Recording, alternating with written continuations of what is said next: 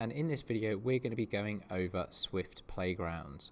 We're going to discuss what it is, why you might want to use it, how you can get it, what the interface is like, and then how you can get started. I'm going to be using Swift Playgrounds for Mac, but it is also available on iPad, and this video will still help you if that's the platform you're using. So let's get started.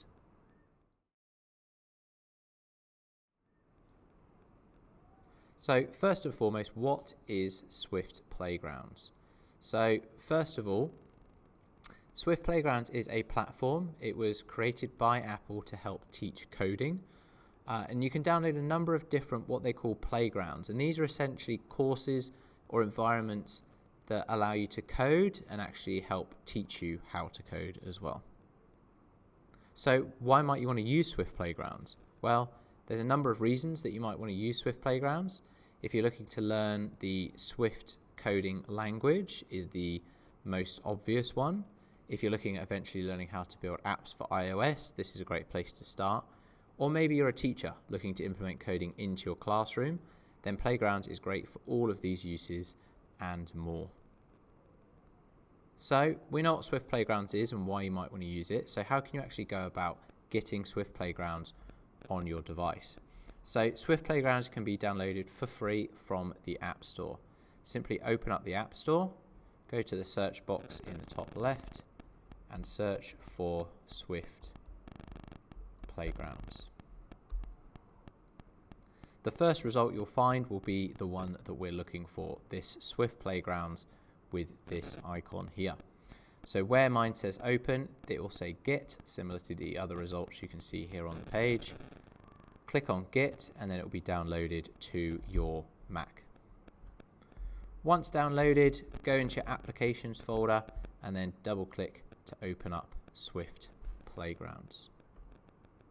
So this is Swift Playgrounds. As you can see, the interface is very simplistic. The main part of the screen at the moment is blank. So all we have in the middle, it just says no playground, get a playground below, or select the new blank playground from File menu. So you can see underneath this is where it says get a playground, and you can see a number of different tile icons. These are the different playgrounds that you can download. If we click on See All in the right hand corner, you can see we have options of more playgrounds as well. Now, from here, you can download a number of different playgrounds depending on what you're looking to do. So just remember that playgrounds are coding courses or environments, meaning that they're here to help you teach you coding, or provide a space for you to do your own. So examples are the Learn to Code, and this is probably the best place to start for most people. It helps to teach you the Swift coding language in a fun and colourful way. You'll be navigating the character byte around different mazes using the Swift coding language. Great for everybody, but really great for school kids. So if you are a teacher looking at implementing this in the classroom, Learn to Code is a great place to start. The other challenges down here will challenge you to actually create your own game or animation using the Swift language. And then you can also download things like a blank playground, which will allow you to provide you a space where you can write your own Swift coding language. So once you're comfortable and you've maybe learned a few things in Learn to Code, you can start writing your own language in there. So how do you actually download these playgrounds? Well, similar to how we actually downloaded Swift Playgrounds in the App Store, all we need to do is click on Get.